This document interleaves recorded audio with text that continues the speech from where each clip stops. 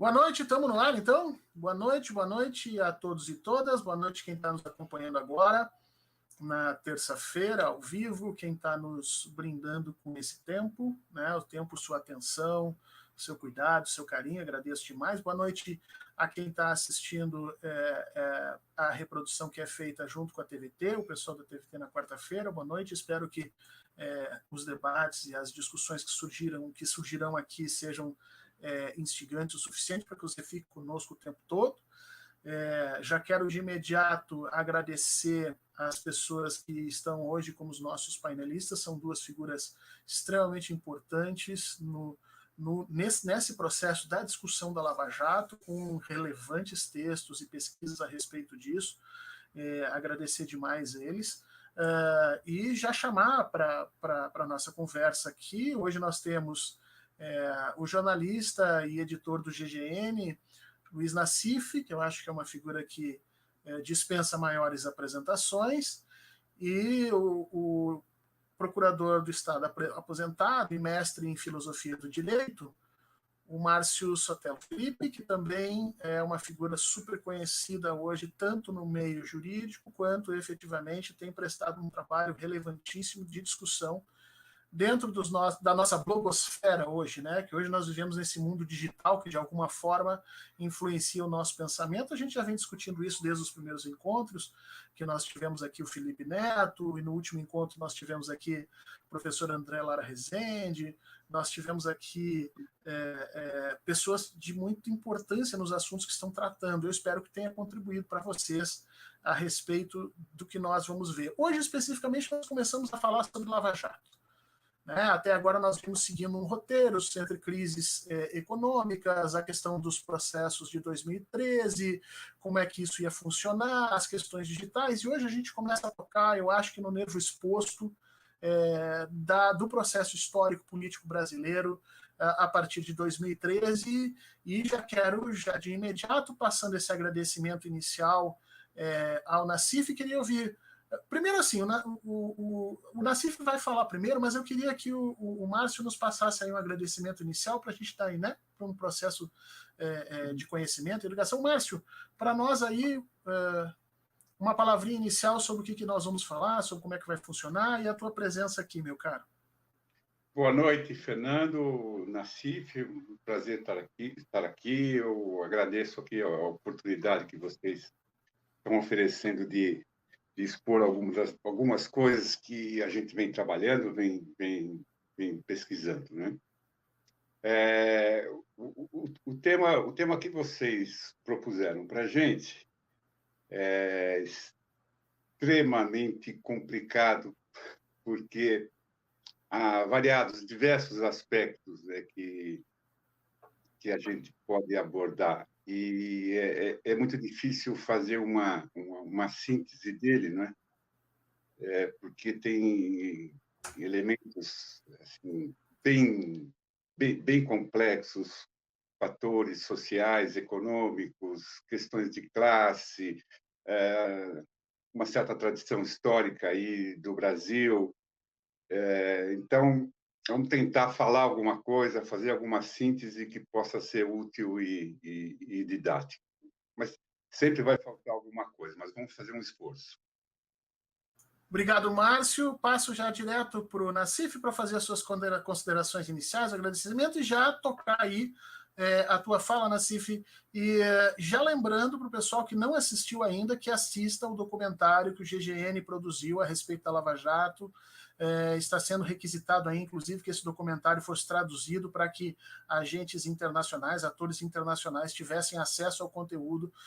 Eu mesmo assisti, é impressionante o trabalho que foi feito de pesquisa, de levantamento desses dados, e se você não viu, eu te convido, então, aí no canal do GGN, no YouTube, procurar aí o documentário e assistir. É um tempo extremamente bem empregado, mais do que bem empregado, é necessário para você compreender efetivamente como é que anda, ou como é que andou o nosso país nesses últimos anos com relação a isso. Nassif, tenho bondade, tenho prazer, o Instituto Lula te recebe de braços abertos, por gentileza.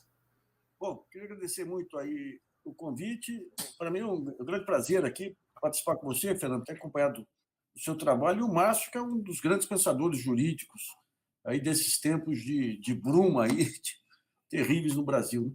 Eu vou ter que sair em 25 minutos, a gente já combinou que eu tenho meu programa, depois eu volto aqui. Mas, em linhas gerais, o que acontece é o seguinte.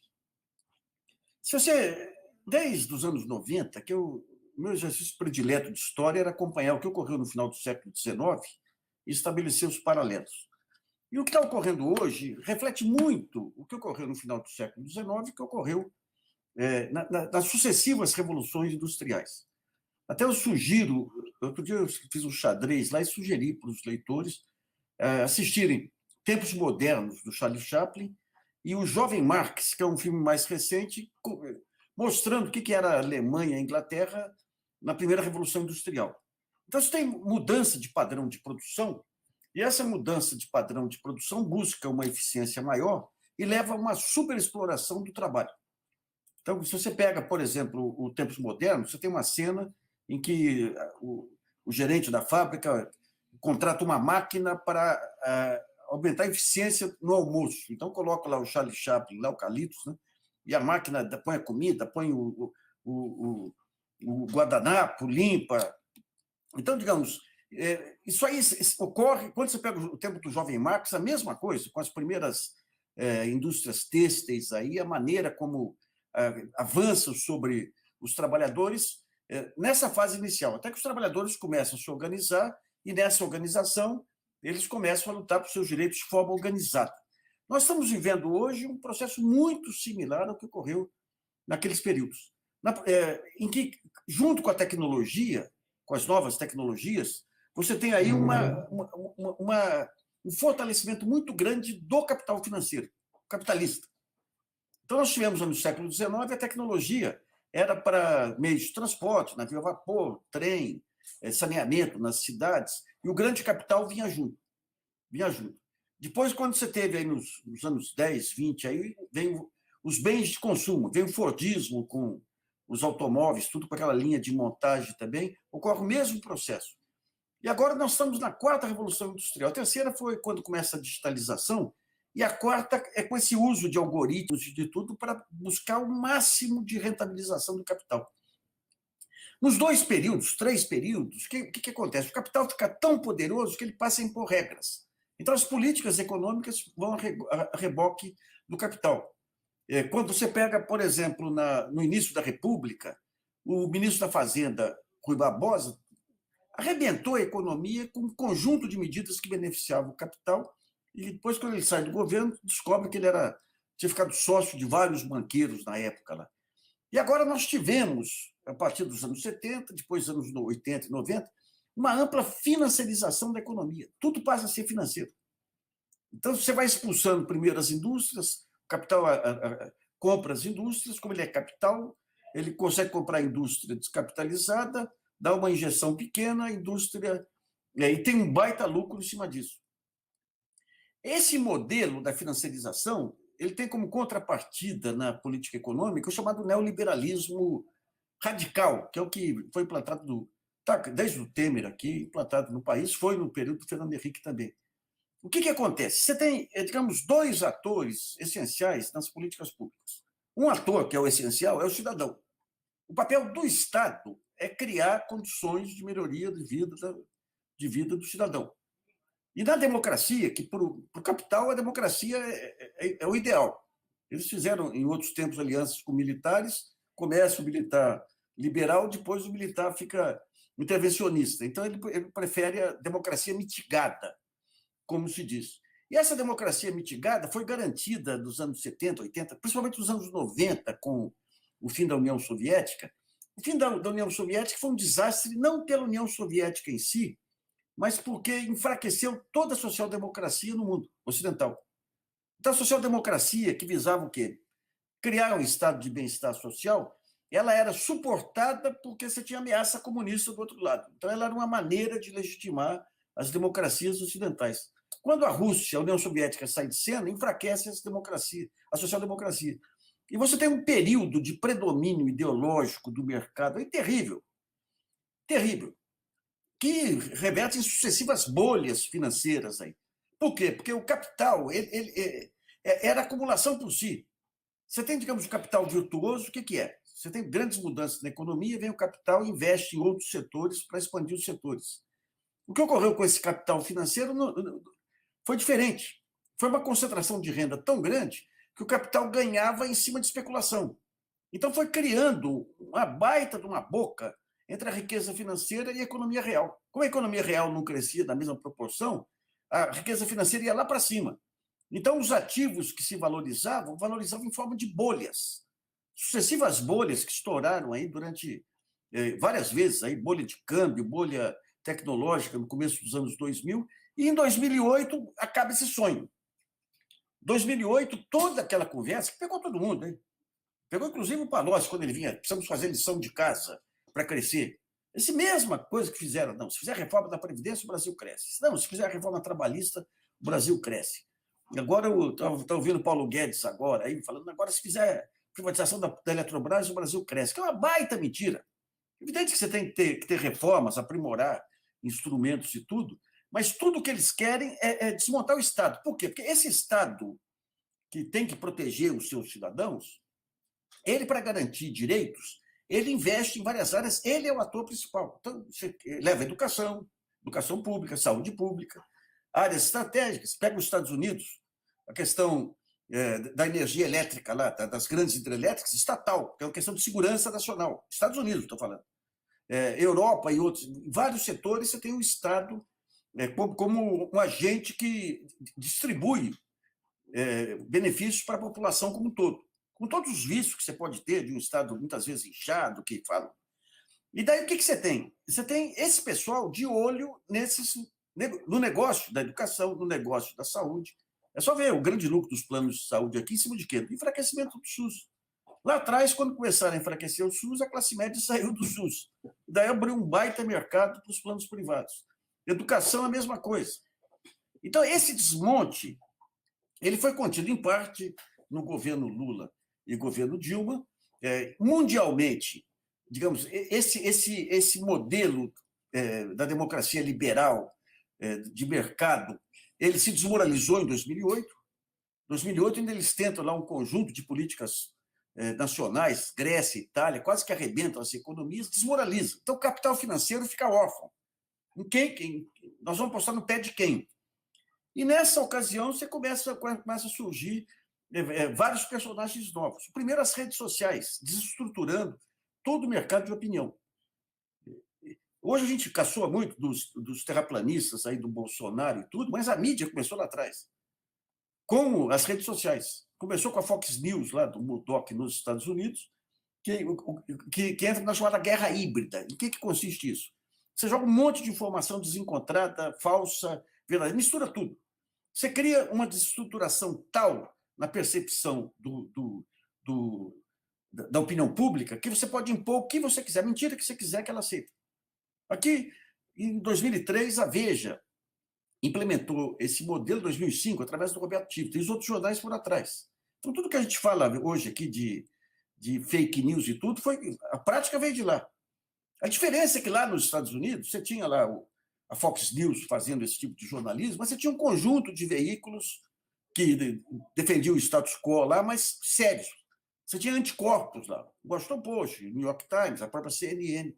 Aqui no Brasil, não. Todos os veículos, chamados formadores de opinião, entraram nesse jogo. É como se tivesse uma única Fox News aqui, na Globo, na Folha, no Estadão, na Veja, praticando esse discurso de ódio.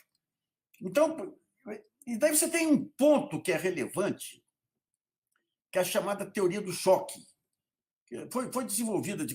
Foi interpretada por uma cientista social, Naomi Klein, mas vem lá dos anos 70, quando tem o golpe no Chile.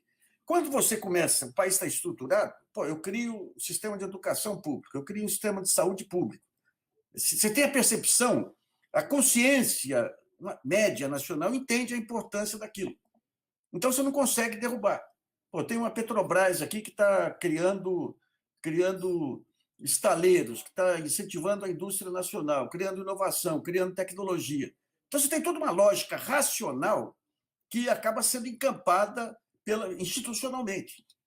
Por isso que lá atrás o o pessoal da escola de Chicago pegou esse conceito do choque elétrico que se dá em paciente em sanatório e aplicou na economia. Qual é o conceito do choque elétrico? Esse choque elétrico foi dois alemães psicólogos lá que você tinha um choque elétrico, é o seguinte: eu sou um paciente, eu estou louco aí, estou meio desarrumado, então eu dou um tratamento de choque para desorganizar totalmente a minha memória, as minhas percepções, para poder reorganizar de novo.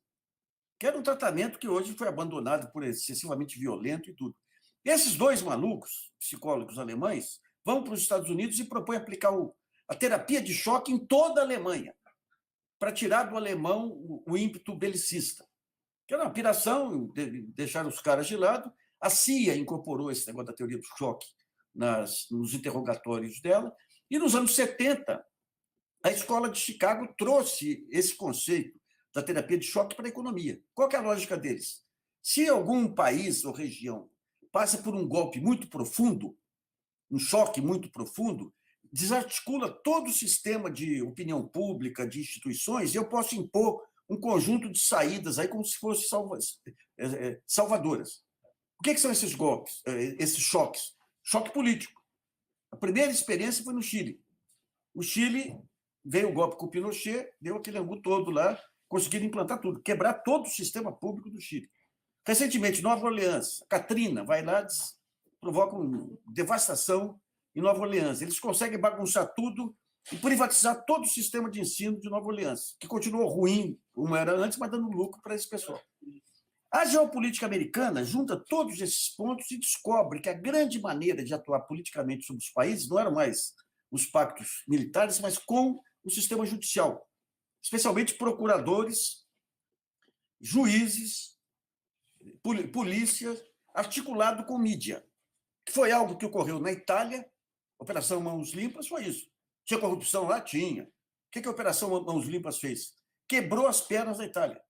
A Itália se soltando, grandes empresas italianas, Parmalat e outros espalhando pelo mundo, uma revolução gerencial em pequenas empresas lá, fizeram esse angu.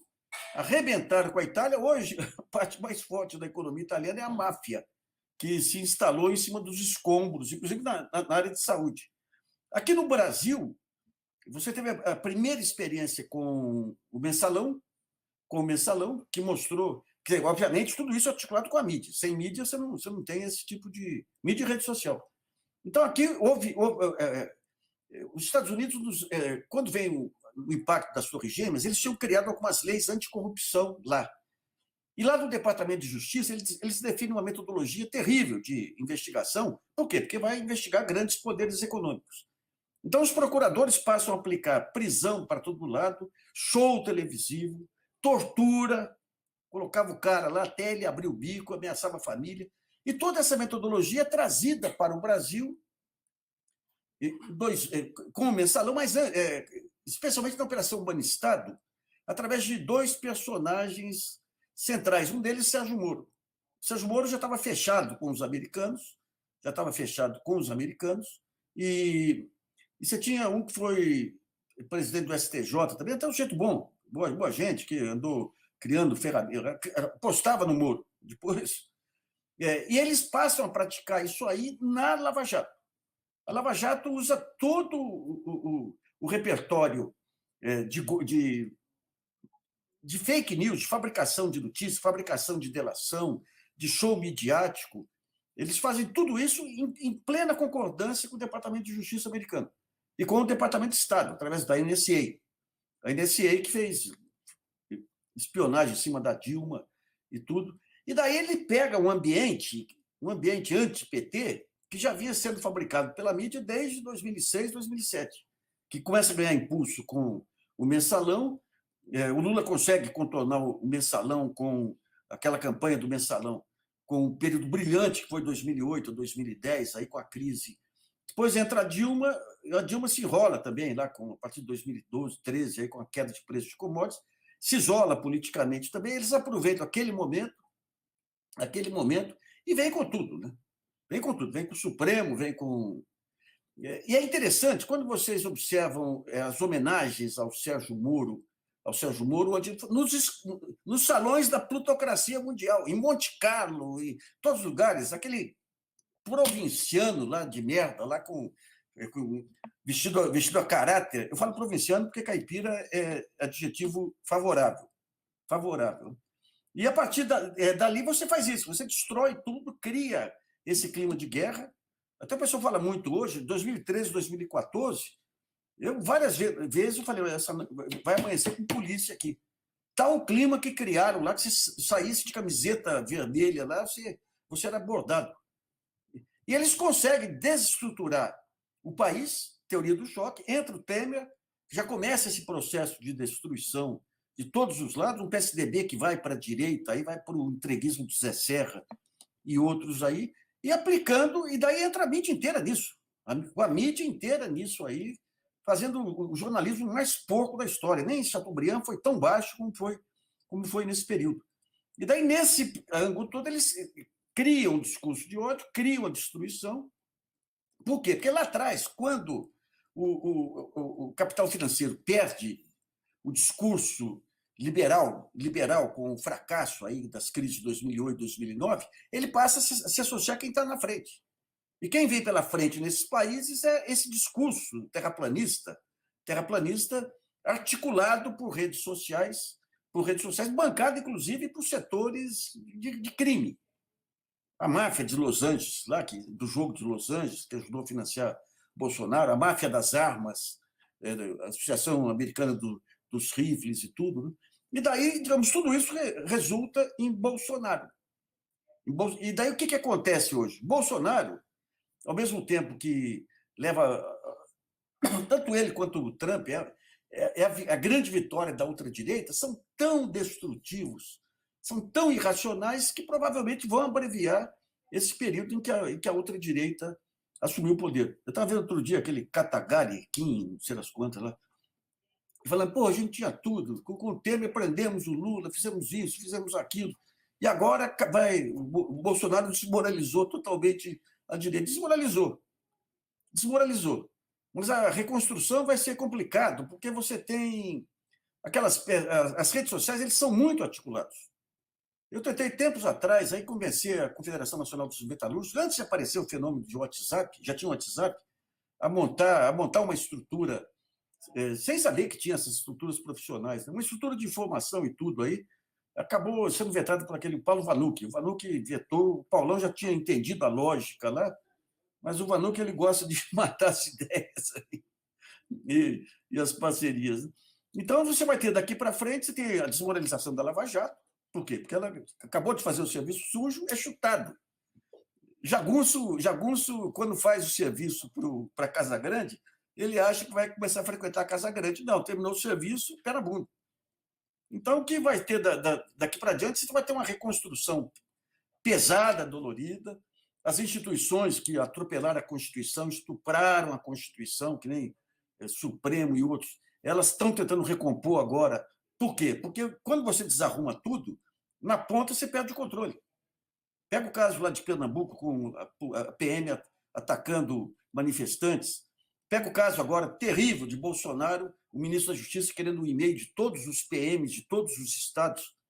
Então, nós estamos vivendo hoje uma situação em que, digamos, aquelas instituições que participaram do golpe, Supremo, Alto Comando das Forças Armadas e outros, perceberam que esse caos vai levar aí a perda de controle. Daí vem as milícias assumindo tudo.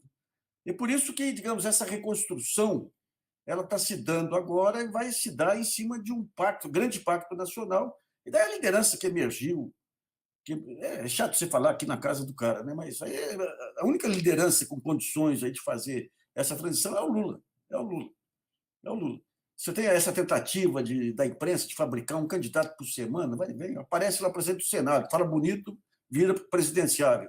Aparece o outro, o Mandetta, fala uma coisinha, vira presidenciável. É evidente que isso aí é fumaça. Né?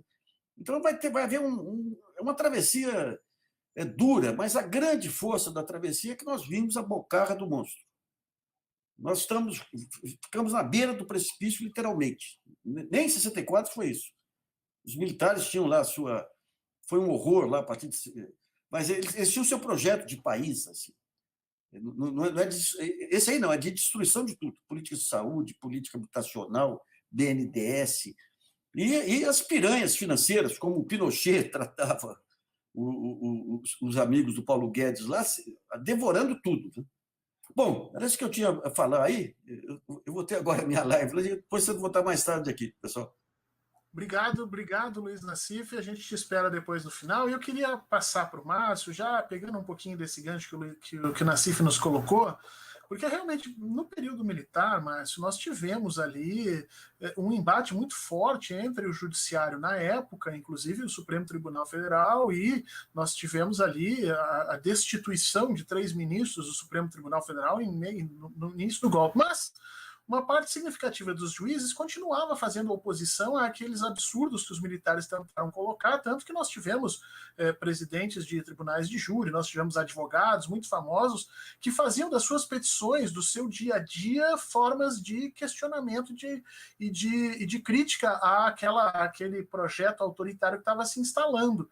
Me parece, e aí eu quero ouvir de ti, obviamente, depois da tua manifestação inicial, mas me parece que o judiciário brasileiro, nesse momento, sucumbiu de forma mais fácil agora para a Lava Jato do que nós tínhamos em 64, e que foram exatamente os agentes civis, ou os agentes que não tinham um trato com a coisa pública e que também eram operadores do direito, que começaram a pressionar para que nós tivéssemos pelo menos um mínimo de retorno às coisas. Então, te agradecer, Márcio, te ouvir falar um pouco a respeito da Lava Jato, que o Nassif nos falou da condição da Lava Jato com o sistema geopolítico, e aí eu queria te ouvir um pouquinho a respeito disso e da parte que realmente tu conheces demais, que é essa relação com as nossas instituições e com a nossa sociedade.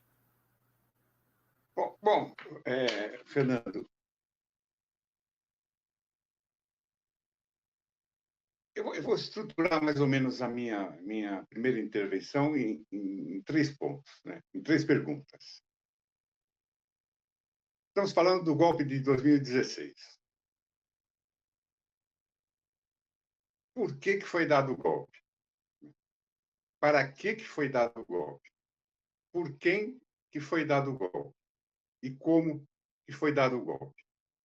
Eu acho que por essas 3 perguntas a gente pode ter uma síntese aí desse período tão complexo, né? De algum modo, a origem do golpe de 2016 remonta à Constituição de 1988. Porque, naquele momento, a nossa Constituição foi feita, de certa forma, na contramão da história. Na contramão da história, história aí com um sinal negativo, né? Por que foi feita na contramão da história? Porque, naquele momento, nós já estávamos, desde o começo da década de 80, né? Os grandes países capitalistas já estavam no barco do neoliberalismo. No começo dos anos 80, nós tínhamos o governo Thatcher, nós tínhamos o governo Reagan, né, que já foram mostrando, né, os seus cartões de visitas, né, anunciando a que vinham. O Reagan, com a repressão, aquele episódio dos controladores de voo, da greve dos controladores de voos, né, que ele reagiu de forma extremamente dura. Thatcher, na Inglaterra, destruiu, a partir da greve dos mineiros, na repressão à greve dos mineiros, destruiu o sistema sindical inglês, né, que tinha uma larga tradição, e começaram, né, a implantar as políticas da cartilha neoliberal que todos nós conhecemos, que todos nós sabemos do que se trata, né? De uma intensificação de acumulação, de uma superexploração, de um desvio de recursos para as classes dominantes, para o grande capital financeiro, tudo isso. Nós fizemos uma Constituição, em 1988, na contramão do neoliberalismo por contingências históricas, porque estávamos saindo de uma ditadura, né? Por uma certa dialética da história. A Constituição de 1988 é exatamente o contrário da cartilha neoliberal. Ela é uma grande carta de direitos sociais, ela é um conjunto de diretrizes de políticas públicas, né, de bem-estar social, saúde, educação, proteção aos carentes, de políticas públicas de bem-estar social que lembravam o período glorioso, né, os anos gloriosos do segundo pós-guerra, do período de predomínio da social-democracia europeia, que levou adiante aquelas políticas sociais. E nós fizemos uma Constituição, então, que não era anacrônica, né, para aquele momento, anacrônica para as classes dominantes. Então, para que foi dado o golpe de 2016? Para destruir a Constituição de 1988. Para colocá-la na dimensão do neoliberalismo, que já era amplamente... Deu uma piscada aqui, está tudo bem aí? Que já era... Sim, estamos te ouvindo. Tá, não, aqui sumiu a tela um pouquinho. Que já era amplamente hegemônico. E eles conseguem, em 2016, por artifícios jurídicos, né, com um movimento de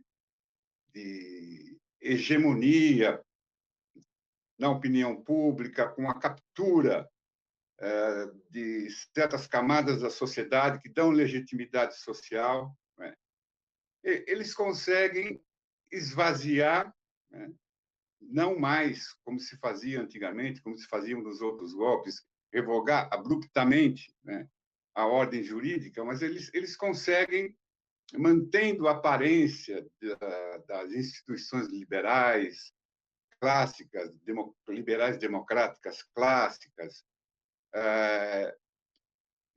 eles conseguem esvaziar o sentido social, o sentido democrático que tinha a Constituição de 1988. E esse objetivo foi atingido, né? Com o governo Temer, com o impeachment, nós tivemos a revogação de direitos sociais, nós tivemos uma mexida todos os aspectos, nos aspectos relacionados aos recursos públicos, à destinação de recursos públicos, com o teto de gastos, né? Tivemos a reforma trabalhista, tivemos a entrega do pré-sal, né?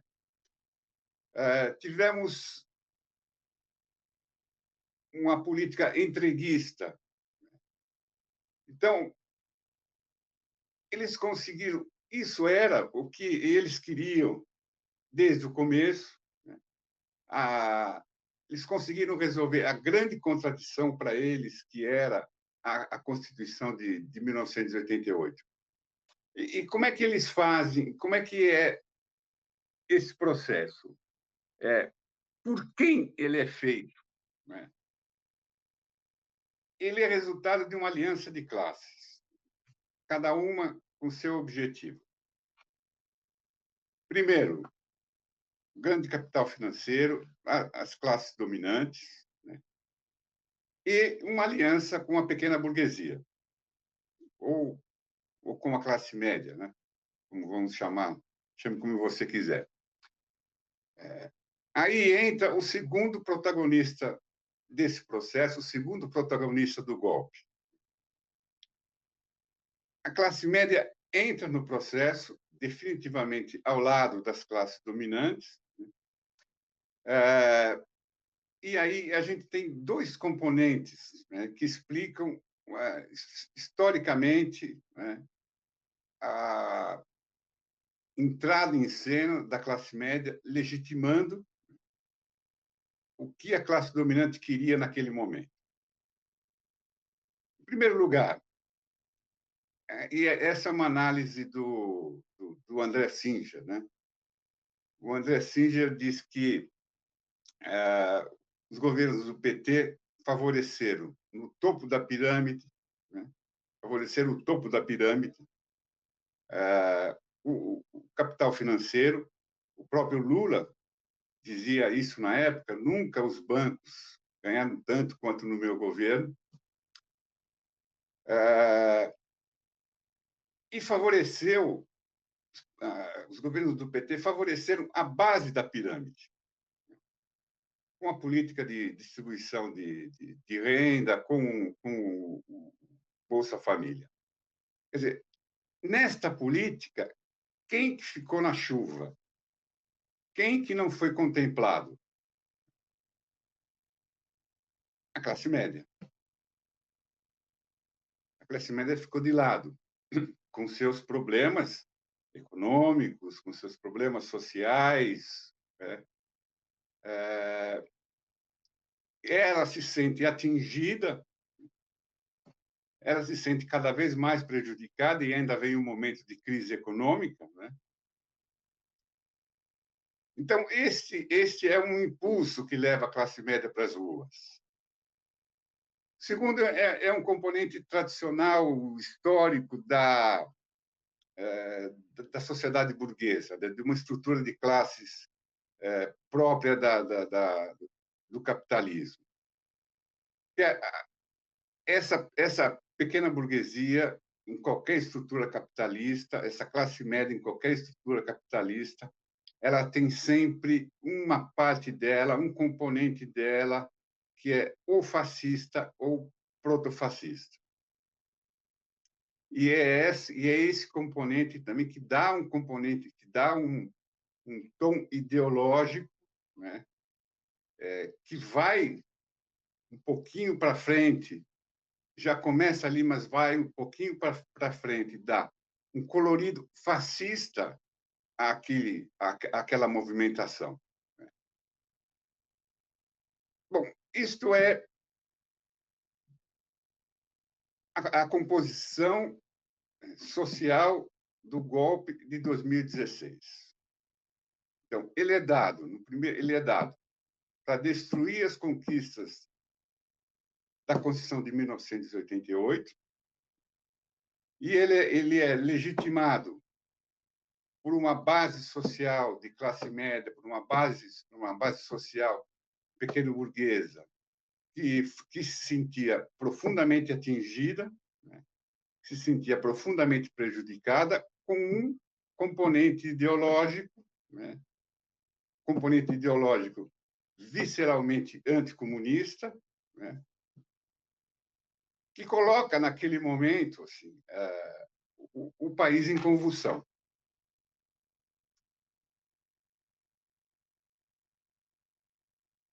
E como é dado esse golpe? Aí nós temos, nesse momento, uma novidade. Não é mais o golpe clássico, não é mais o golpe com tanques na rua, não é mais o golpe que vai prender o sujeito na casa dele de madrugada, né? Ou fazer com que ele desapareça. Não é o golpe clássico de força do Estado, né? Dos mecanismos de violência clássico de coerção do Estado.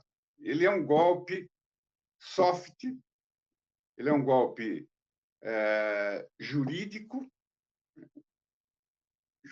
parlamentar, mas ele é fundamentalmente um golpe que é dado através do judiciário, e essa é a grande novidade, né? O protagonista do golpe não é o tanque na rua, é o juiz togado, que está ali definitivamente partidarizado.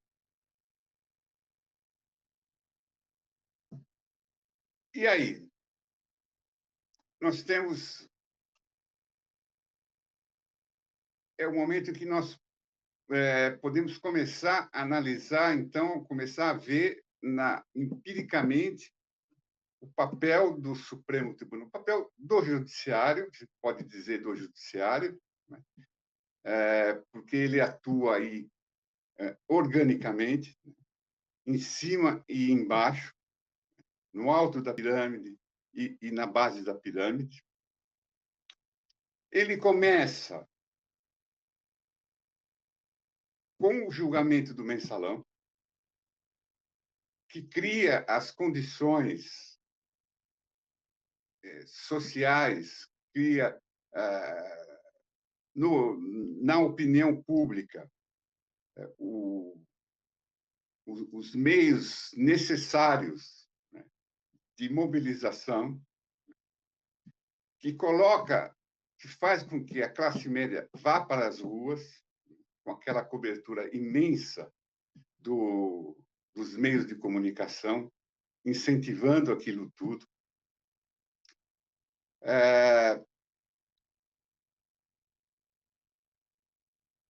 Depois do mensalão,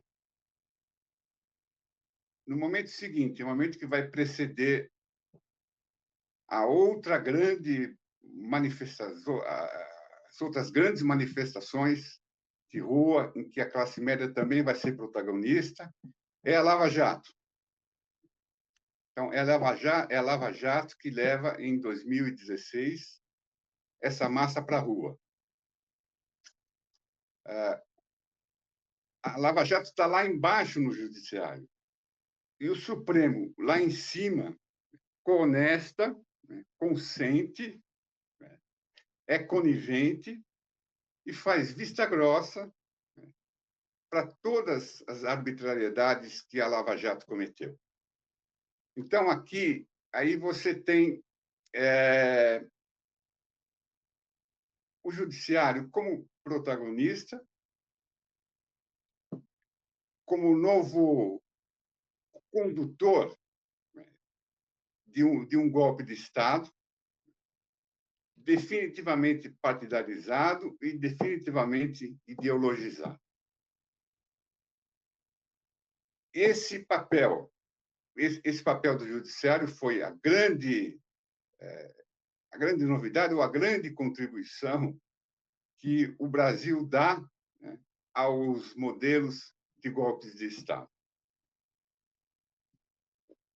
O resultado desse complexo de fatores, que eu acredito que não estava nas cogitações de uma parte dos seus protagonistas, foi que resultou no fascismo.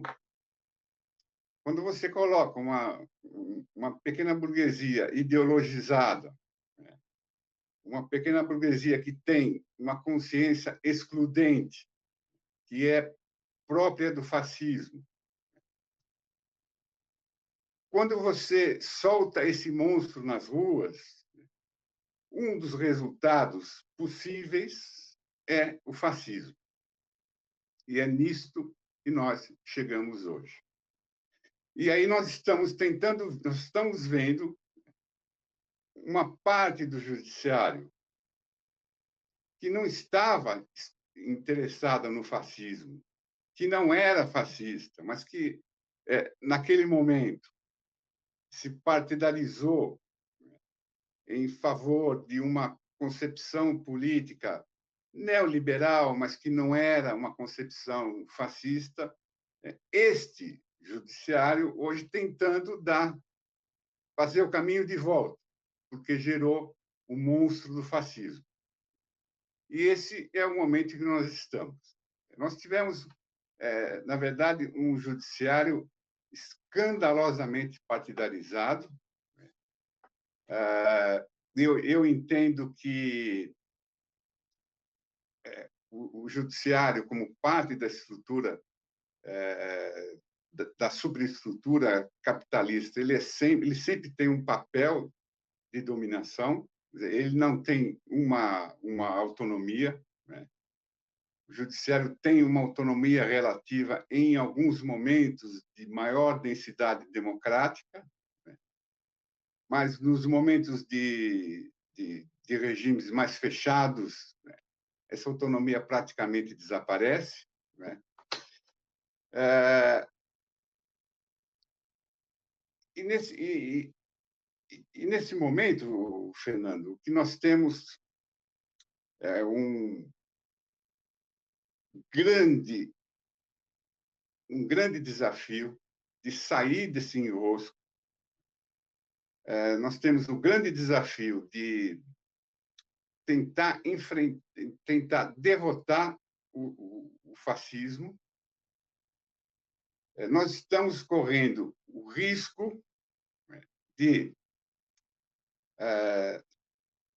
termos, em 2022, episódios como da invasão do Capitólio, que pode dar certo, né?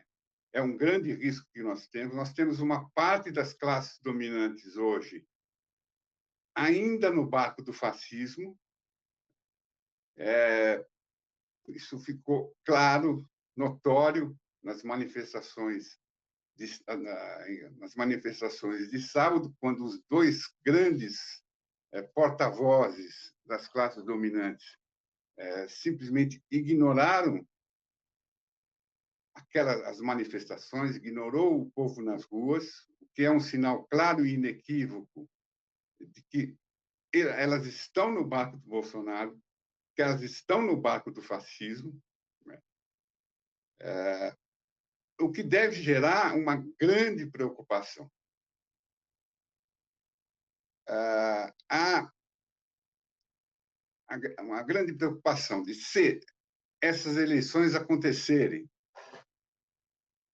elas não serem levadas, elas não serem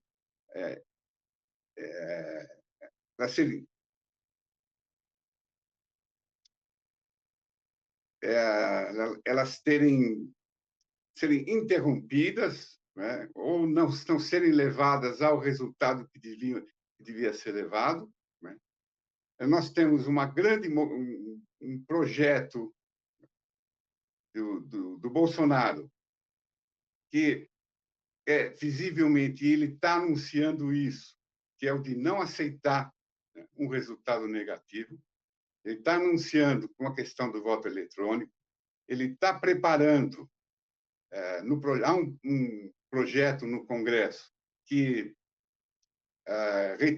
que pretende retirar do comando dos governadores de Estado as polícias militares, né? Ele mobiliza pelo irracional uma parte da sociedade, a parcela fascista da sociedade. Ele está preparando o ambiente para isso, né? Então, nós estamos com alguns desafios importantes e precisamos de uma estratégia, e temos que ter uma estratégia, né?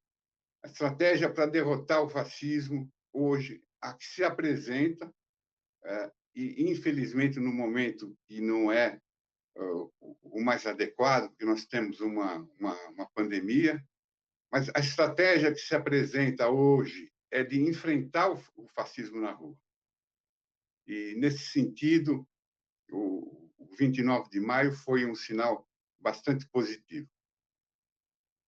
Então é isso, Fernando. Eu acho que eu tentei assim colocar alguns elementos aí nessa análise, que é muito complexa, né? Mas, fundamentalmente, nós estamos nós estamos num momento de crise política que é uma contingência do capitalismo. Esses momentos acontecem em crises de acumulação do capitalismo, em crises de hegemonia, né, do capitalismo. Há base social para isto, né, para forças reacionárias, né, e temos que nos preocupar e ter uma estratégia definida e clara, né, para que esse movimento que começa lá atrás, em 1988, com a resistência, né, não declarada naquele momento, mas acalentada aos preceitos democráticos da Constituição de 1988, e aí começa o processo, né, de destruição daquelas conquistas democráticas, até o momento em que chegamos hoje, né, em que temos uma política neoliberal implantada e que nós temos a ameaça do fascismo. Márcio, obrigado. Eu vou aproveitar e vou trazer algumas coisas que nós estamos vindo discutindo desde o início e te fazer algumas perguntas em relação a isso. Daqui a pouco o Nassif retorna. Mas eu queria te ouvir o seguinte: no nosso primeiro encontro, a gente conversou com o Felipe Neto, youtuber, uma pessoa que tem uma influência muito grande nas redes. E eu perguntei ao Felipe o que ele achava, ou qual era a nota que ele dava de importância para as redes sociais no que tinha acontecido no Brasil de 2013 para cá. De 0 a 10, qual seria a importância dessas redes, do meio digital? E ele, sem pestanejar, sem nada, ele disse: olha, foi 10. Sem essa questão nas redes sociais, sem a transmutação dos pensamentos via redes sociais, nada disso tinha acontecido. Hoje o Nassif falou aqui em democracia mitigada e em mercado de opinião, né? Também no mesmo sentido, a alteração do sentido de percepção das pessoas e tal. Na tua fala, tu também começas mencionando esses outros fatores sociais. E aí eu queria te perguntar bem diretamente assim, na tua visão, o judiciário foi então uma ferramenta desse processo de dominação e não necessariamente partiu do judiciário essa vontade de desestruturar a Constituição de 88, essa vontade de romper? Te pergunto isso porque, para uma parte significativa das pessoas, a Lava Jato é o coração de tudo o que efetivamente aconteceu de perverso e ruim no Brasil de uns tempos para cá.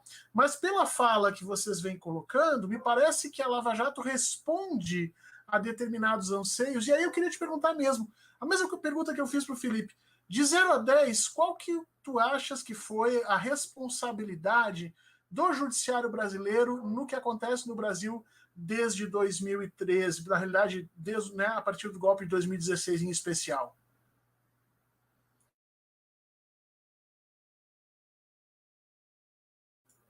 Acho que tu está sem o microfone ligado. Opa! Não, agora foi, ligou.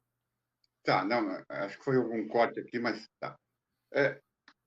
O judiciário tem um protagonismo de cena, mas a gente precisa começar a ver o que leva,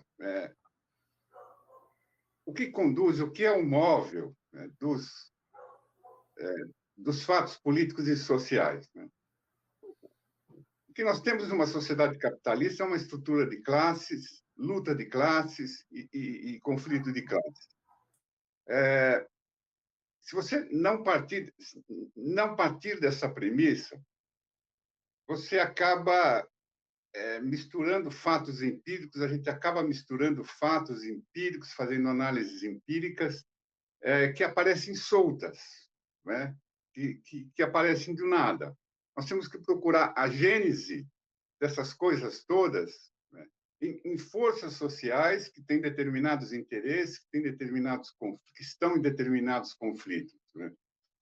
O judiciário, nós tivemos um grande problema, tivemos um golpe que foi dado pelo judiciário. Por que foi dado pelo judiciário? Porque alguns juízes, de repente, resolveram ficar um pouquinho, como diria, perderam o rumo da coisa, deixaram de lado as suas convicções e resolveram fazer um determinado movimento. Não, eles representam determinados setores da sociedade. Quem deu o golpe foram as classes dominantes. O que o Sérgio Moro fez? O Sérgio Moro foi o cara que colocou a mão na merda. É isso. Não é o Sérgio Moro o personagem central. O Sérgio Moro é um ator que interpretou um papel, mas o roteiro foi escrito para as classes dominantes. O Supremo foi contaminado nesse conflito de classes da mesma forma. Nós vimos o Supremo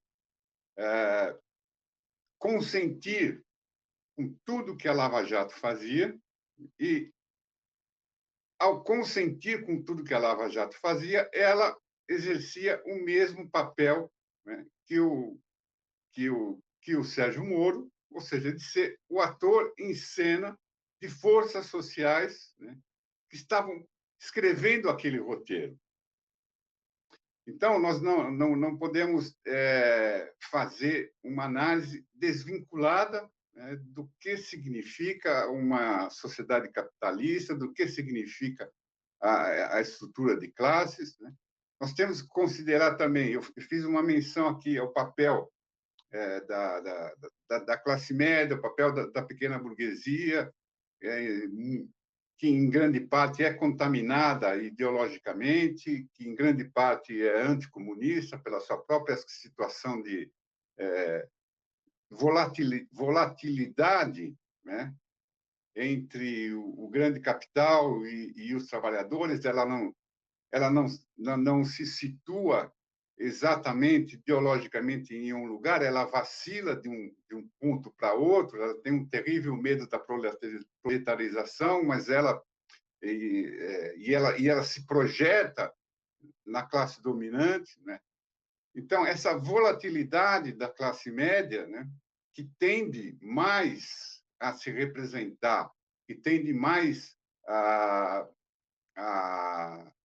se colocar como burguesia, que quer ser burguesia, né, exerce um papel ideológico aí importante. Esta composição, o judiciário, em grande parte, ele é composto por pessoas que vêm desse extrato social e refletem isso. Reflete isso.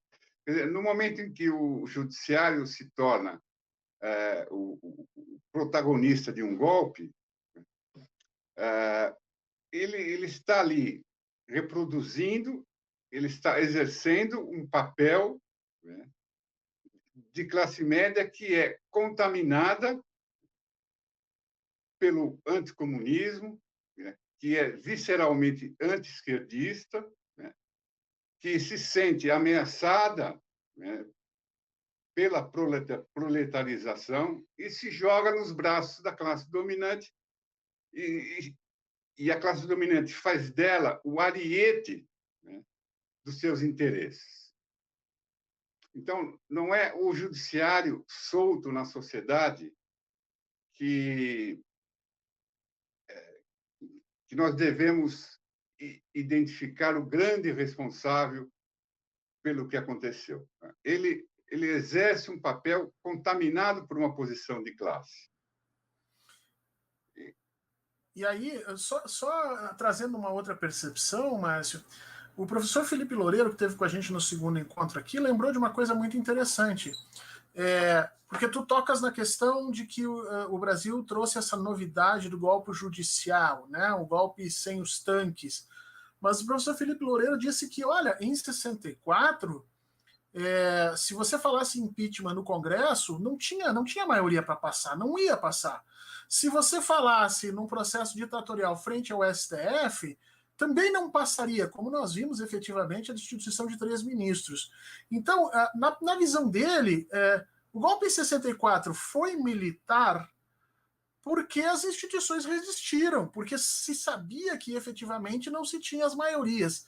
Agora, em 2016, ele não precisou ser militar, embora talvez os militares estivessem em condições e até com o interesse de fazê-lo, porque as instituições cederam de uma forma muito fácil.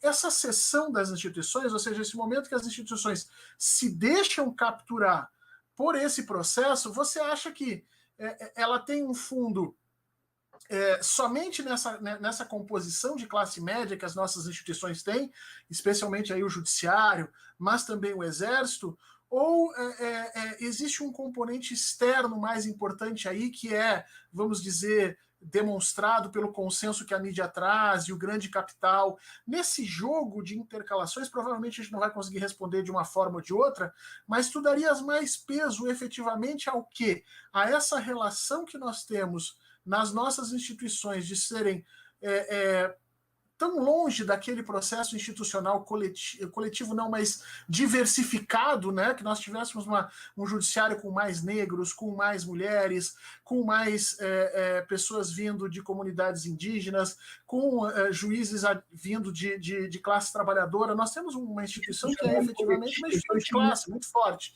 Então, a minha pergunta é, tu achas que essa questão ela contribui nessa relação com das instituições terem se dado tão facilmente ao processo do golpe, ou realmente são as forças estrangeiras que nós vimos atuando no Brasil, que o Nassif trouxe muito bem aqui dentro nessa Constituição? O que tu colocas como principal fator para que nós tivéssemos desencadeamento desse golpe?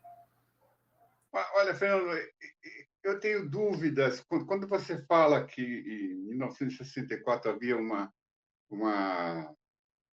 resistência das instituições, você até colocou aí a questão do judiciário, de alguns juízes. Tal. Eu tenho muitas dúvidas de que realmente foi assim em 1964. A minha impressão, Fernando, é que o processo de 64 e o processo de 2016 foi muito parecido. Né? Tinha um projeto de classe, né? Tinha uma classe média nas ruas. Você lembra das marchas pela família, marchas com Deus pela família, tradição e propriedade, ou alguma coisa assim. Em 2013, 2016, isso se repete com outro colorido, com outro mote,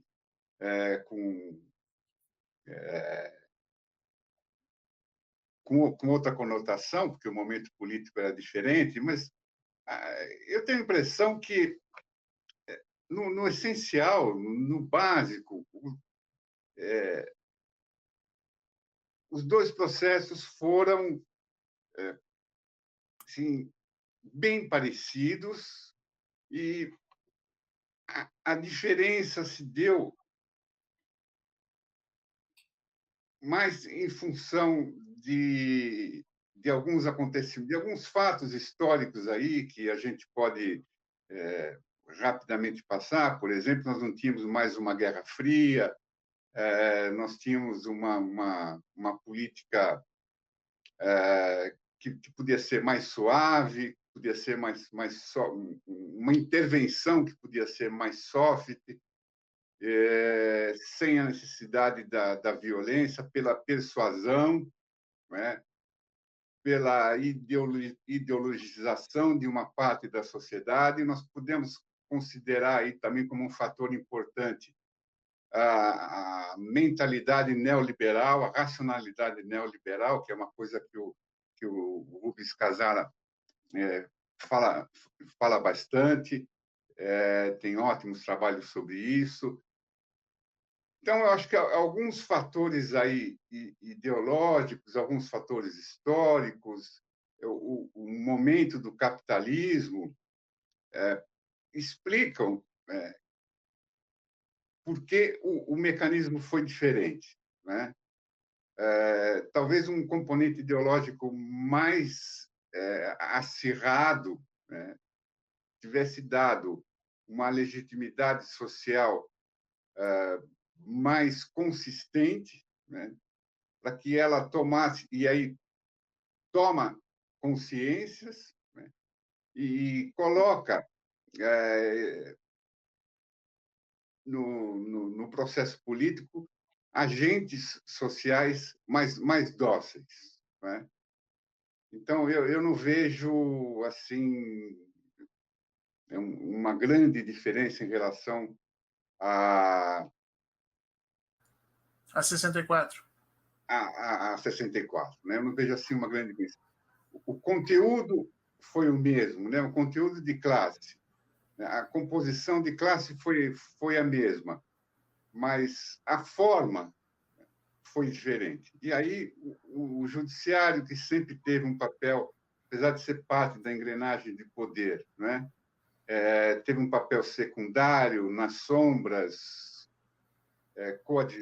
coadjuvante quando necessário.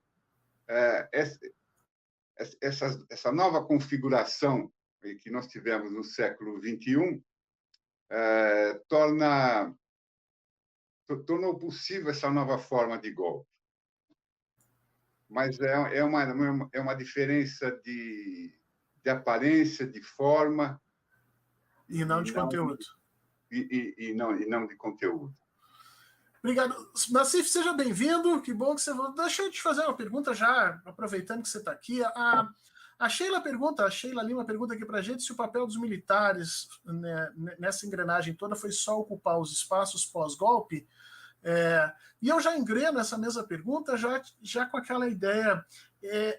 Você que estudou muito a fundo essa questão da Lava Jato, essa crise institucional que a gente viu, ela está localizada somente na República de Curitiba? Ou seja, nós podemos esperar que uma vez que a gente diminua essa instituição, essa bolha de Curitiba, que nós não vamos ter novamente isso? Ou essa situação do judiciário brasileiro, ela já está generalizada e nós vamos ter que lidar com isso no futuro próximo? Eu queria essa tua análise, tanto para o judiciário quanto para os militares, porque nós precisamos pensar como é que nós vamos agir no futuro, como é que nós vamos reorganizar essas coisas. Se for pegar, por exemplo, 64 e agora... Eu acho que está meio baixo o teu volume. Deixa eu colocar aqui uma... Deixa eu colocar isso aqui que é melhor.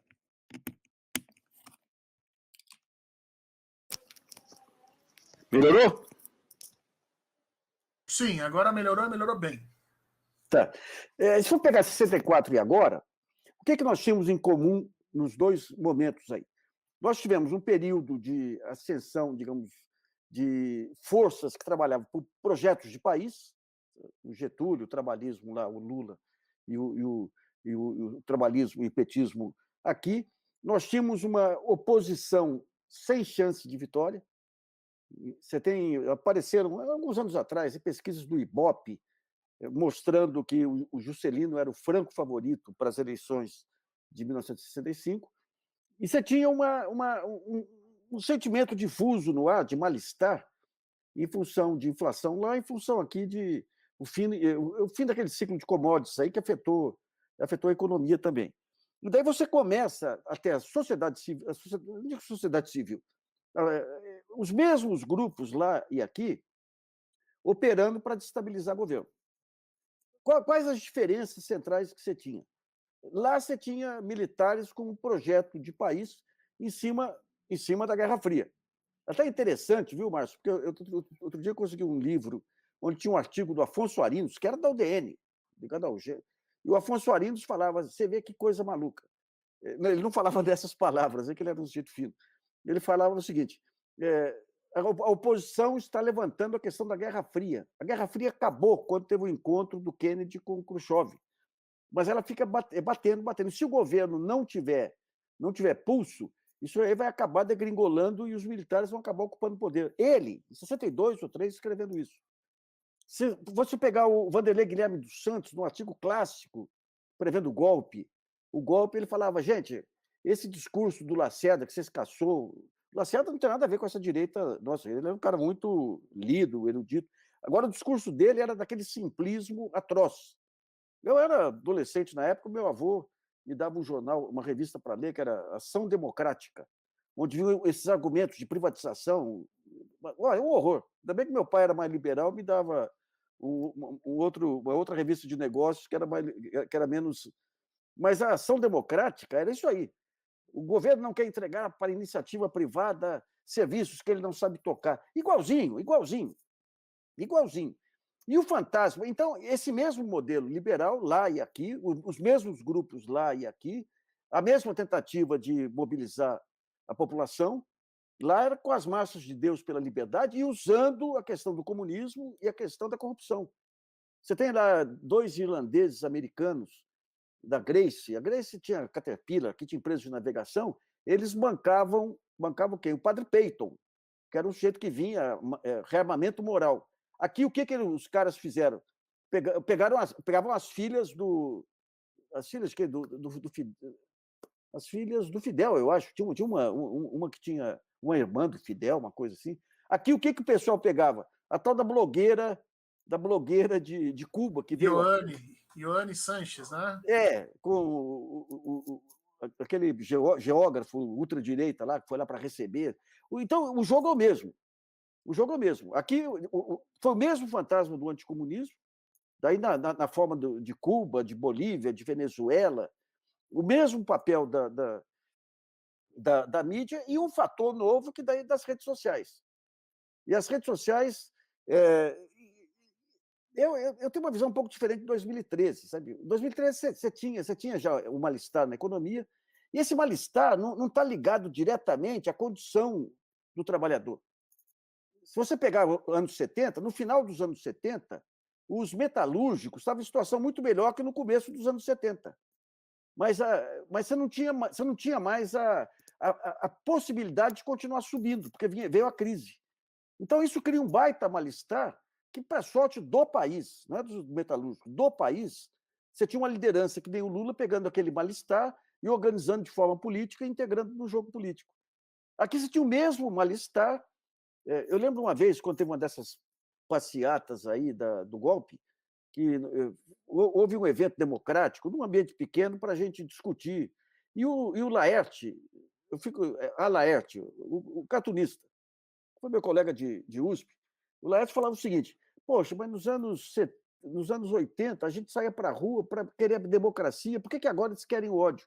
Por uma razão simples: quando você tem um mal-estar difuso, como algo difuso, você concentra as críticas em quem está na presidência da República.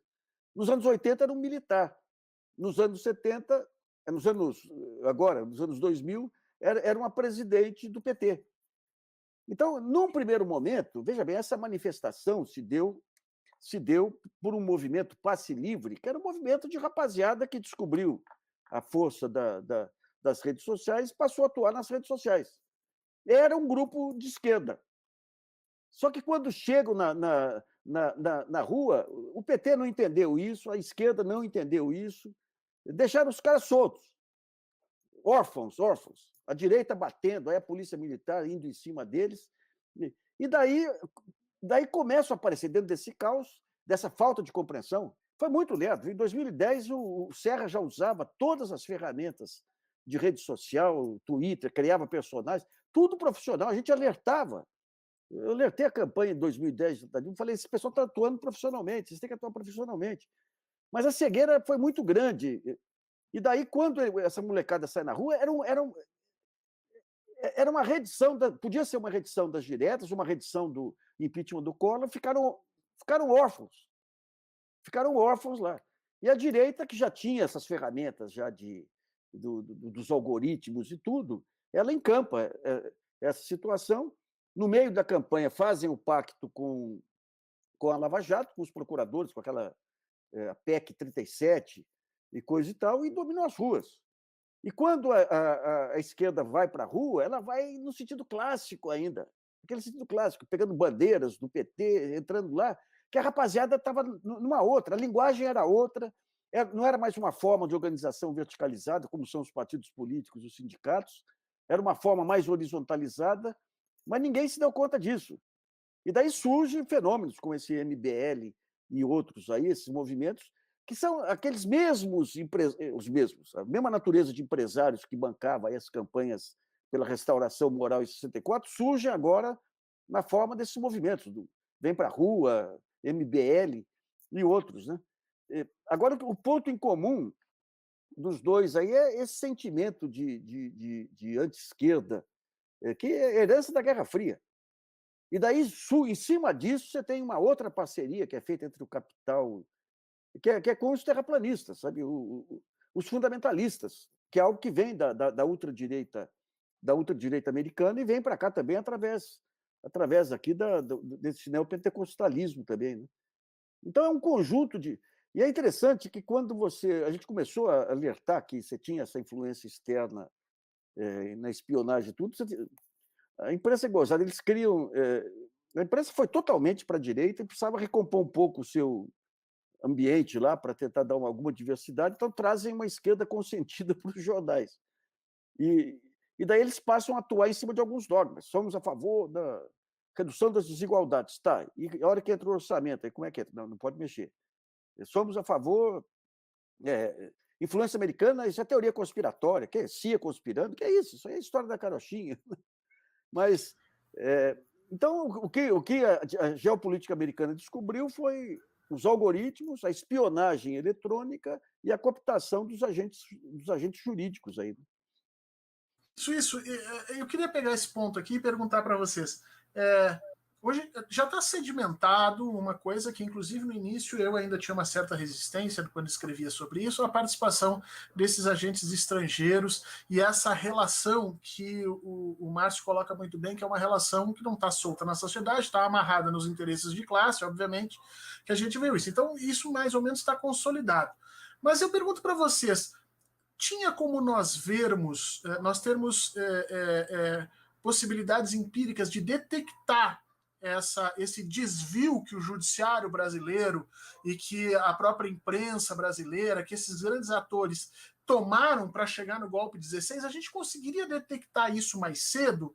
Quando a gente conseguiria detectar isso? Quando foi exatamente o momento em que a gente podia dizer, olha, aqui nós tivemos esse passo fora da curva? Eu queria ouvir o Nassif nessa questão da mídia especificamente, e depois queria ouvir o Márcio na questão do judiciário. Quer dizer, a gente podia ter visto antes, ter detectado antes isso? Em que momento, em que sentido, de que forma a gente poderia ter visto isso antes ou não? Foi uma coisa que apareceu, um instrumento que eles utilizaram na hora? Fernando, eu comecei a escrever, logo que veio o golpe, aí um artigo sobre todos os alertas que eu dei. Evidente que você não tinha o quadro completo, mas você tinha todos os indícios no ar lá. Todos os alertas que eu fiz aí, eu falei, não, eu vou guardar isso no meu livro de memórias, porque não é hora. Mas desde o começo.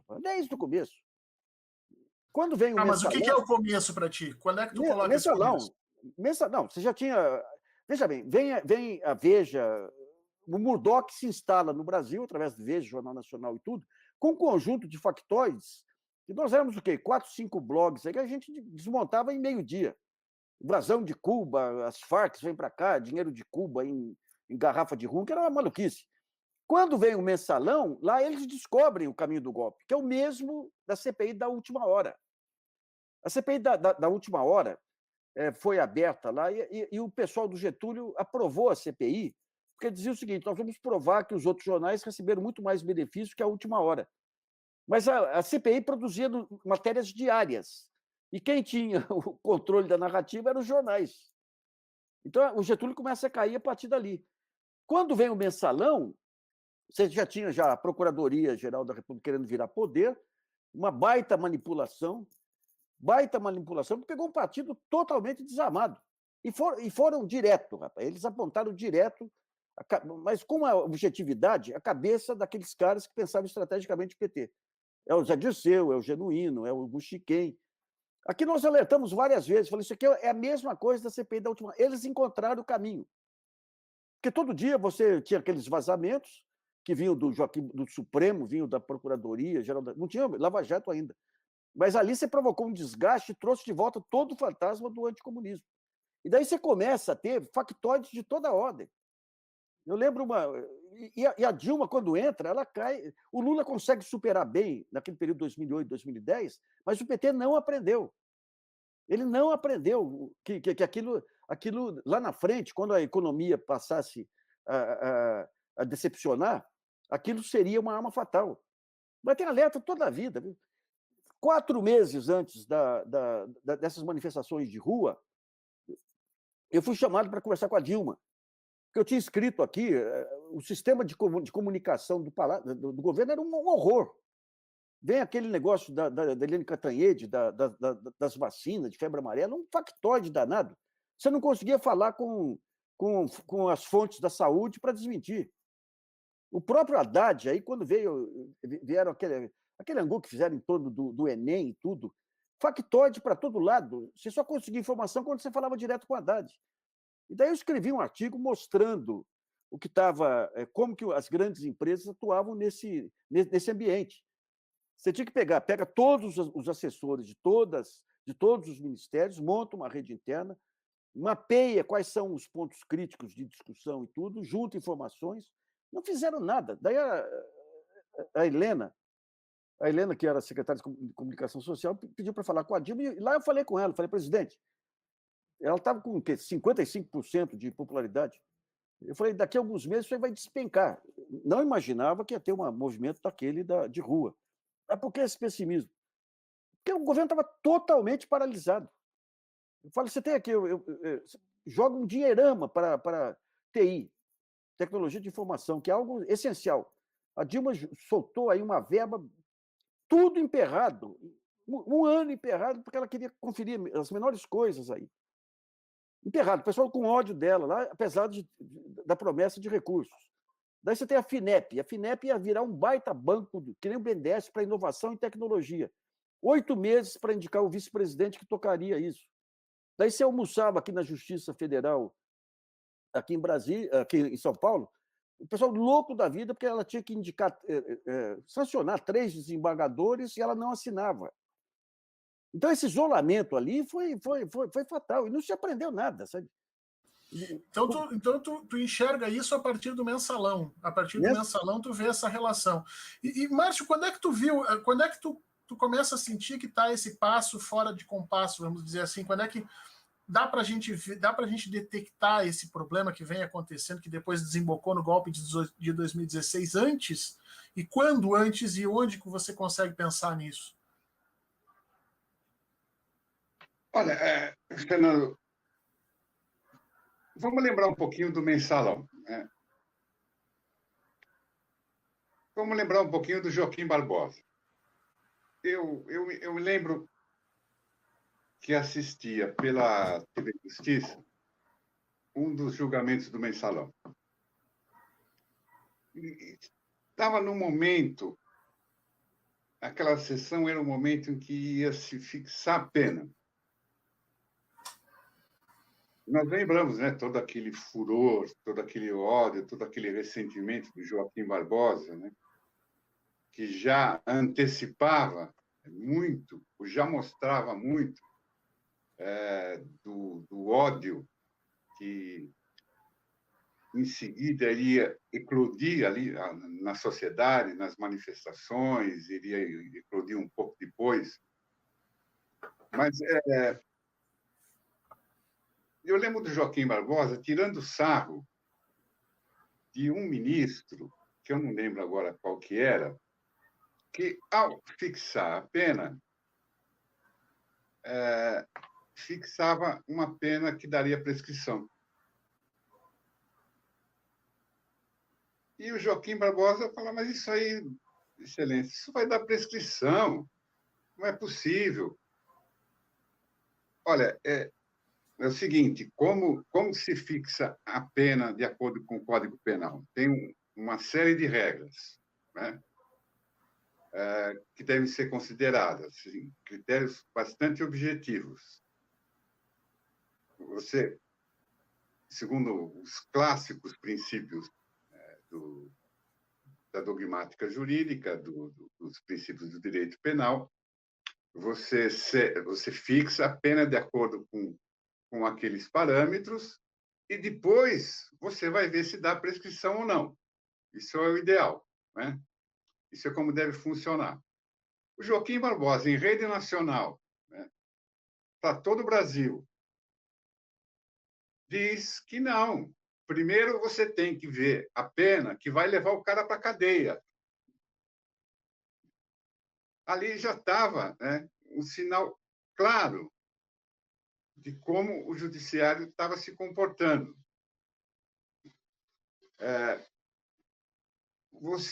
Naquele momento, ninguém falou nada, nem o próprio ministro, que foi criticado, disse alguma coisa. Os demais 9 ministros ali ficaram impassíveis enquanto Joaquim Barbosa cometia aquele atentado, né, à ética jurídica, né, enquanto ele demonstrava claramente que ele queria era a condenação, que ele era um juiz que já tinha julgado, né, antes do julgamento começar, ele já tinha a sentença na cabeça dele, né? Então, aquilo já mostrava qual era o rumo que estava tomando o judiciário. Em 2014, um grupo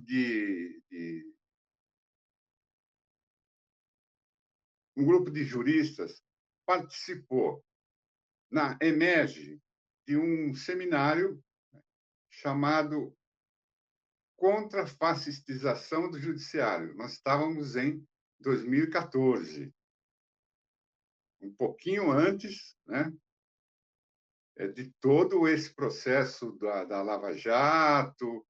A Lava Jato é um pouquinho depois de 2014, né? Nós já detectávamos ali sinais de fascistização no sentido de instrumentos coercitivos, de violência do Estado, de passar por cima de princípios jurídicos iluministas. Então, já era possível, foi possível, né, pelo menos para um grupo, né, eu participei desse grupo, pelo menos para um grupo de juristas perceberem que a coisa ia desandar, que aquilo não ia dar certo, que aquilo estava ficando complicado. Algo que contribuiu para que isto levasse aonde levou, conduzisse aonde conduziu, é que mesmo vendo esses elementos, mesmo vendo esses indícios, né, de endurecimento, esses indícios de fascistização, mesmo uma parte dos juristas que via aquilo estava também contaminado pela velha ideologia jurídica, né, pela ideia de que o judiciário é um dos poderes da República, que ele tem autonomia. Então, limitavam-se a fazer críticas no âmbito da linguagem jurídica, críticas de hermenêutica, né? A dar lições de hermenêutica, escrever artigos e dar lições de hermenêutica aos ministros do Supremo ou aos juízes, como se a questão fosse essa, né? Como se a questão se esgotasse no campo da discussão jurídica. Não, não é isso. Essa norma não tem que ser aplicada desse jeito, essa hermenêutica está errada, né? A ideologia jurídica desvia o centro da questão, né? Ela não mostra, e é essa a função dela, ela não mostra que aquilo é uma aparência, que está encobrindo conflitos de classe, que está encobrindo tensões sociais, políticas e econômicas, né? E acham que tudo se esgota numa questão ali do discursozinho jurídico, da linguagem jurídica, da hermenêutica. Oi? Do tecnicismo jurídico, né? Do tecnicismo jurídico, que não vê o que está por trás daquilo. O que estava por trás, vamos lá, o que estava por trás do ódio do Joaquim Barbosa era o ódio da pequena burguesia clássica no Brasil. Era o ódio da pequena burguesia que, em 64, foi nas ruas, nas marchas da família. Era o ódio que apareceu em 2013, né, o ódio de classe da pequena burguesia. Ali você tinha, né, algo que eu falei na primeira intervenção, aquela aliança entre o grande capital e a pequena burguesia, que quer ser burguesia, mas que é sempre maltratada pela grande burguesia, mas que ideologicamente está sempre ali contaminada por ela, né? Então, uma parte viu, mas não conseguiu identificar, por força da ideologia jurídica, né, por força da ilusão juridicista, não conseguia identificar qual era a causa daquilo, né? Que é uma causa que tem a ver com toda a estrutura social, política, econômica, com a questão de classe do Brasil. Não conseguiu situar aquilo, né, no ambiente, né, que uma sociedade burguesa joga na sociedade, de conflitos, de lutas, de tensões, de interesses, né? Tirava aquilo tudo como se fosse uma abstração jurídica. Então, deu para ver alguma coisa, deu para ver o que estava acontecendo, mas parte disto acabou sendo velado, né, pela velha ideologia burguesa, jurídica, pelas ilusões juridicistas. A gente vai indo para o final. Eu quero perguntar para vocês, e se não aparecer mais nada que o pessoal queira perguntar aqui, eu quero perguntar para vocês assim: nós vimos as instituições brasileiras ruírem, nós vimos as instituições brasileiras não aguentarem o peso dessa disputa política que vocês mencionaram aqui na sociedade, que já tinha possibilidade de nós termos encontrado isso em 2008, 2009, 2010 e tal.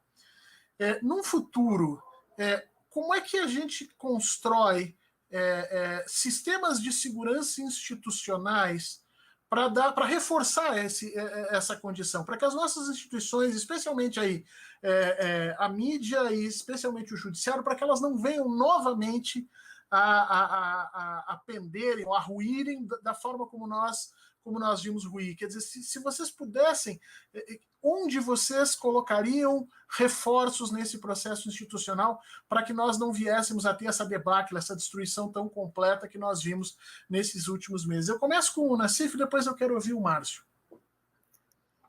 Veja, quando você pega essa debandada da ordem que afetou todo mundo, ela veio pela diluição de uma liderança que antes era representada pelo Lula, depois pela Dilma. Quando se consegue diluir isso aí, todos os setores eles passam a se comportar como cachorros loucos.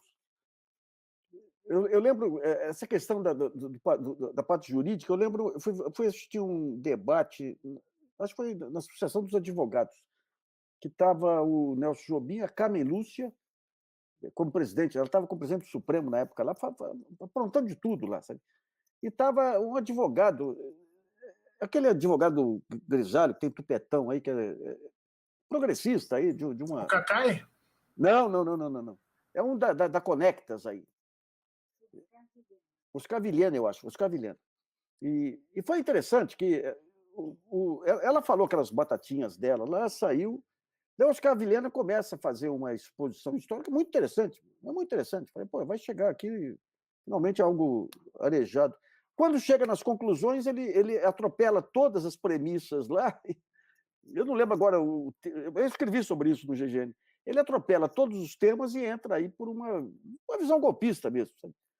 Então, digamos, esse sentimento golpista, ele é uma onda que se instalou em todos os lugares. Na mídia aí, você vê o discurso de ódio dos colegas. Eu participei de um debate lá em Tiradentes sobre a Lava Jato, organizado pelo Audálio Dantas. Critiquei a Lava Jato, a cobertura da imprensa, era sobre a imprensa e Lava Jato. E tinha uma grande repórter, que era que fazia parte da Brage, que virou para mim lá para Santos e falou: o que você faria no lugar dos caras que estão condenando isso? Eu faria jornalismo. Ou seja, aqueles princípios básicos de jornalismo foram atropelados. Eu fui outro dia, fui lançar um livro lá em Brasília, e veio um rapazinho falar comigo, falou: pô, eu queria te agradecer muito, aí você me defendeu, quem é você?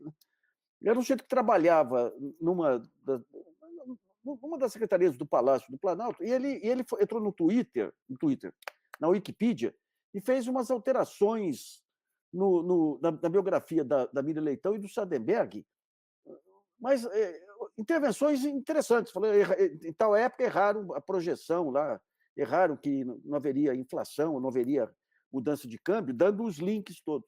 A Miriam fez um forró-bodó lá, que eram as milícias do PT avançando sobre ela. A Dilma, de imediato, foi lá e pediu desculpa publicamente, sancionando um factoide.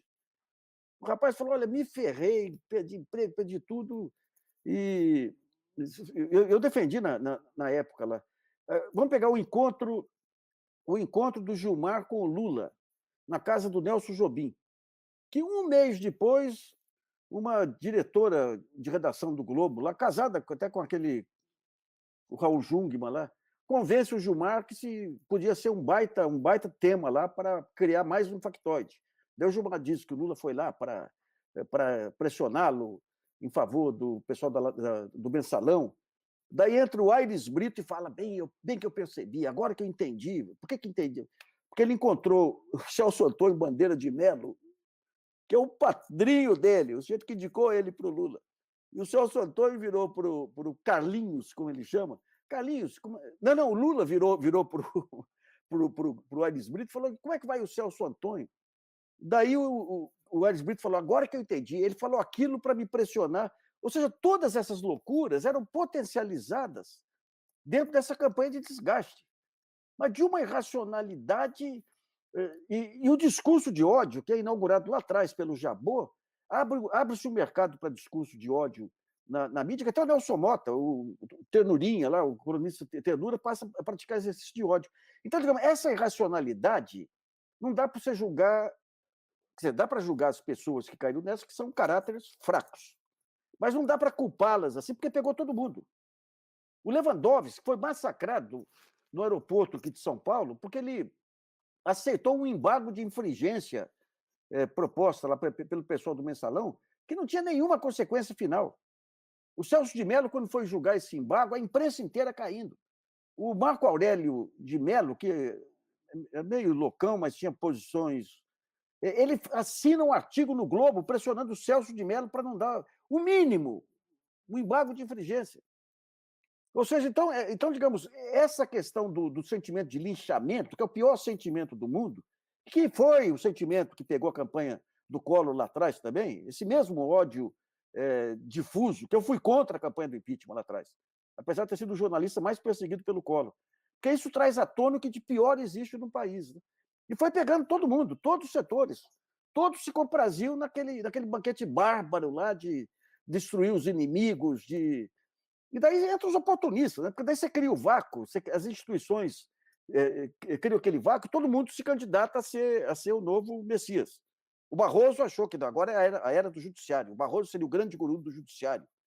O Vilas Boas Correia entra com as Forças Armadas, com aquele Twitter lá, que é ameaçador na época lá. E quando tem uma pergunta sobre Forças Armadas, tem indicações muito fortes aí de que a chamada guerra híbrida, esse trabalho de redes sociais e tudo, de algoritmos do Bolsonaro, teve a inteligência militar por trás disso. Os militares eles entraram nesse jogo armados de informações. Quando foi compor o Ministério Bolsonaro, eu tinha uma fonte aí que tinha contato com esse Felipe e outros aí da banda Olavista, eles apareciam com um dossiê para cada candidato para desqualificar e conseguir o local. Né? Então foi isso. Quando você desmancha todo esse edifício, daí vira torcida, vira cada um por si. Só que esse cada um por si, daí a gente fala na reconstrução. O cada um por si, na justiça, se o juiz de primeira instância começa a desobedecer tudo que vem do Supremo, acaba a justiça, acaba o poder dos tribunais, acaba o poder dos tribunais superiores, acaba o poder do Supremo. Se o soldado começar a fazer manifestação aqui, o alto comando não tem mais poder. Se o alto comando da PM permitir que o soldado pegue as rédeas aos dentes, então, digamos, vira uma questão de sobrevivência conjunta, todo mundo se organizar em torno da reconstituição da velha ordem. Da velha ordem. É por isso que, mesmo com todo o antipetismo e o antilulismo, quando o Lula sai, é absolvido lá, é anulado lá o julgamento, a condenação dele, e ele dá aquele discurso, que foi um dos discursos mais importantes da vida dele, aí, um dos mais importantes do país, aí, que ele repõe tudo nos eixos, como que tem que ser a democracia, ele passa a ser aceito em vários lugares. A imprensa é um horror que é muito atrasada. Né? A imprensa que é o Cid Campeador, que é o grande campeão branco que vai surgir do nada aí e vai resolver tudo. Né? Então, digamos, é um sentimento de autodefesa que vai organizar.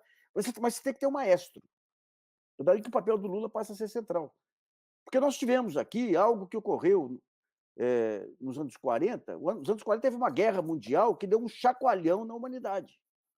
Deu um chacoalhão. Esse negócio do ultraliberalismo aqui, essa pandemia deu um chacoalhão no mundo inteiro aí sobre os exageros dessa ultrafinanciarização. E o Bolsonaro e o Trump deram uma chacoalhada nos países, mostrando que isso pode destruir o país.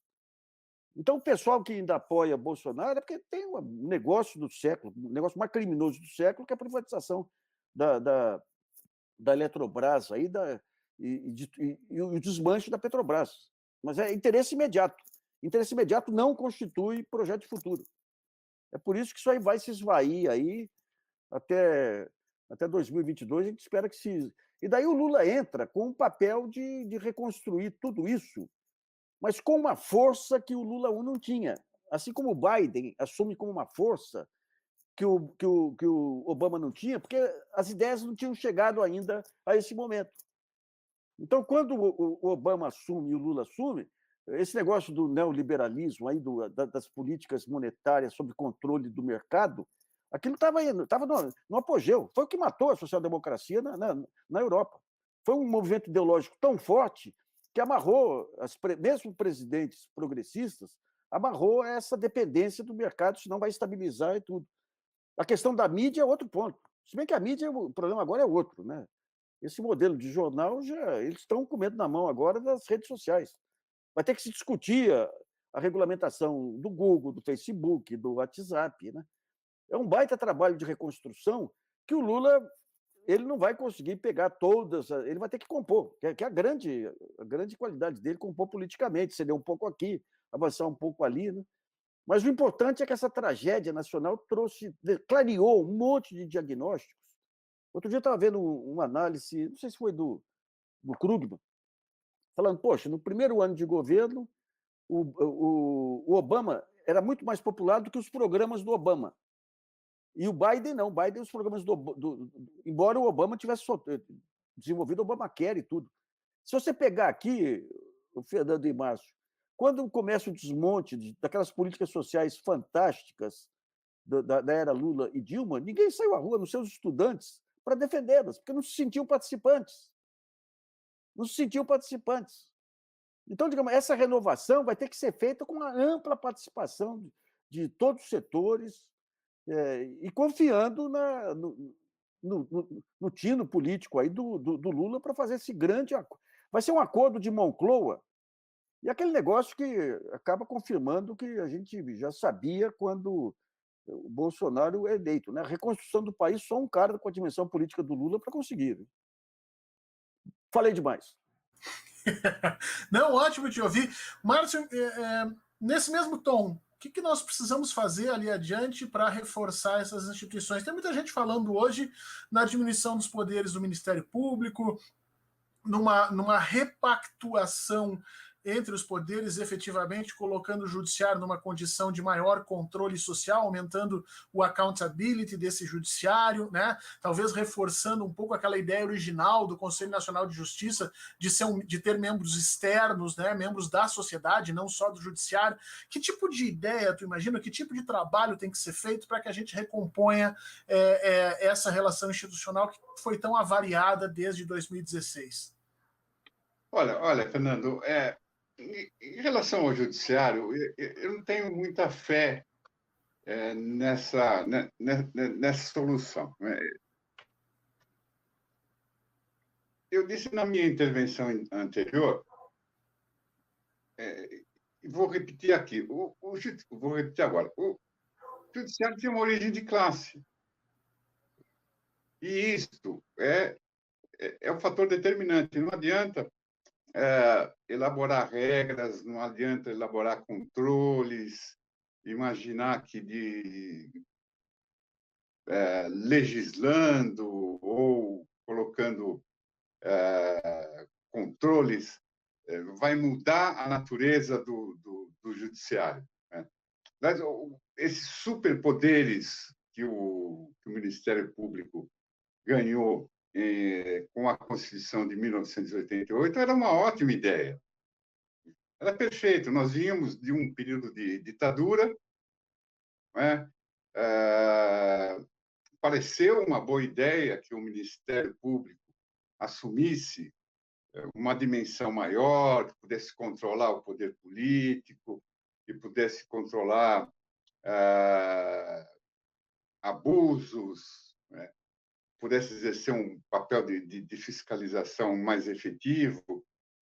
Uma boa ideia, né, que deu em nada. Por que deu em nada? Porque nós discutimos isso aí no meio da conversa toda, né? Tudo isso é permeado por uma condição de classe, né? Então, não é uma solução, eu acho que seria uma solução falsa, cosmética, né? Que nos daria nos faria correr o risco de cair novamente em algumas ilusões. Agora, eu acho que tem uma coisa que o PT precisa fazer, autocrítica, né? Eu sei que isso aí é uma questão complicada, né? Todo mundo diz, né? O PT diz que todo mundo só pede autocrítica para ele, mas teve um ponto que foi um problema grave nos governos do PT, né? O PT começa no final dos anos 70, no começo dos anos 80, um trabalho de base, um trabalho de conscientização, de organização dos trabalhadores, e esse trabalho foi interrompido. Ele foi largado, melhor dizendo, ele foi abandonado, né? Quando nós vemos, em 2016, a Dilma cair com a facilidade com que caiu, né, daquela forma, e constatamos que não houve resistência dos trabalhadores, não houve resistência daqueles setores sociais que estavam, evidentemente, iriam ser prejudicados por aquele momento, pelo golpe político, iriam ser prejudicados porque ali se preparava e se colocou um governo de direita que depois acabou se transformando com Bolsonaro num regime de extrema direita. Não houve resistência. Ninguém foi para a rua. As manifestações que houve naquele momento foram pífias. Por que não houve resistência? Aí era o papel que o PT precisava ter cumprido e que largou no meio do caminho. E esse povo, né, o Nassif falou isso, esse povo ficou na mão dos pentecostais, né, ficou na mão de setores atrasados, né, ficou na mão da ideologia, foi tomado por essa teologia como é que se chama isso? Teologia do progresso, teologia da A riqueza. Teologia da prosperidade, né? Teologia da prosperidade. Então, entregou-se, né, os trabalhadores, os excluídos, aqueles que têm interesse, né, numa efetiva, real transformação social, né, que poderiam ter sido organizados, que poderiam ter sido conscientizados, entregou-se de mãos de bandeja para essa gente. Então, eu entendo todas as preocupações que o Nassif coloca aí, mas eu temperaria tudo isso com a capacidade que o Lula possa ter de articular uma estratégia para sair desse enrosco que nós estamos, para sair do perigo do fascismo, né? Eu entendo tudo isso, mas é preciso fazer esta autocrítica, né, de que o PT, no meio do caminho, abandonou parte, né, ou abandonou o que era o projeto que estava na sua base. E não haverá nenhuma ruptura enquanto não houver trabalhador organizado, forças sociais organizadas, capazes de enfrentar o fascismo, capazes de enfrentar a extrema-direita, né? Não haverá ruptura. Nós vamos ficar procurando artifícios jurídicos, mecanismos políticos da superestrutura, que não resolvem, já passamos por isso, já tentamos isso na Constituição na Constituição de 1988, e o resultado deu no que deu. Esse é um primeiro ponto. E um segundo ponto que eu queria destacar. De certa forma, o que houve em 2016 foi a retomada, né, do golpe de 64, do regime de 64. Né? 2016 foi um 64 que apareceu de outra forma, com outros atores em cena, mas com as mesmas condições políticas e sociais que geraram aquele retrocesso. Né? Então, 2016 é, de alguma forma, uma retomada do regime militar.